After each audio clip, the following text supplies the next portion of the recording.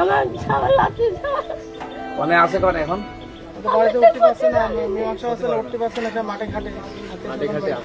দেখেন দাঁড়িপাল্লায় ভোট করার কারণে স্থানীয় বিএনপি নেতাকর্মী তারা গ্রামবাসীর বাড়িঘরের উপরে যেভাবে আক্রমণ চালাইছে সেটি পরিদর্শন করতে আসেন কুষ্টিয়া সদর 3 আসনের এমপি মহোদয় এমপি মুফতি আমির হামজা সাহেব। ভাঙলে না কিছু না। আর আমার আমার পকেটে একটা লাঠি ছিল, জড়া আছে মরিয়ে যায়। আমার নাচ বলে মেয়ে, আমার নাচ বলে। এগুলো কি কোপা আছে? হ্যাঁ, এইসব কুপা আছে। আমার ছাড়া ছুটি পাচ্ছে না, মতি আর ছুটি পাচ্ছে না। আবার আমার লাঠি ছাড়ালো ছুটি পাচ্ছে না। বাইরে রয়েছে সব তাই না? আমার সবার লাঠি কোনে আছে কোনে এখন? বাড়িতে উঠতে পারছে না, মীমাংসা হচ্ছে না, উঠতে পারছে না, এটা মাঠে ঘাটে আছে আছে। দুই পক্ষের ইয়ে হচ্ছে।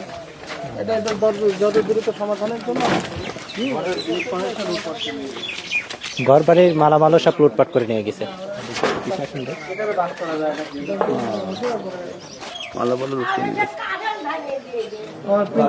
মানে মিটার টিটার সব ভাঙা চলে দিয়ে গেছে, মিটারও পর্যন্ত খুলে নিয়ে গেছে। এরা এত খাদক, মিটার সব খাই ফেলেছে। সব খেয়ে লাইছে। ওকে জন্য জায়েজ আছে সব। আহা, কি অবস্থা!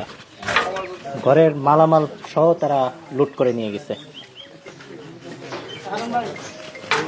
এটি পরিদর্শন করতে আসেন কুষ্টিয়া সদর 3 আসনের এমপি মহোদয় এমপি মুফতি আমির হামজা।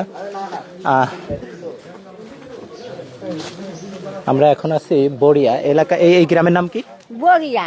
বড়িয়া। হ্যাঁ, আচ্ছা, ঠিক আছে।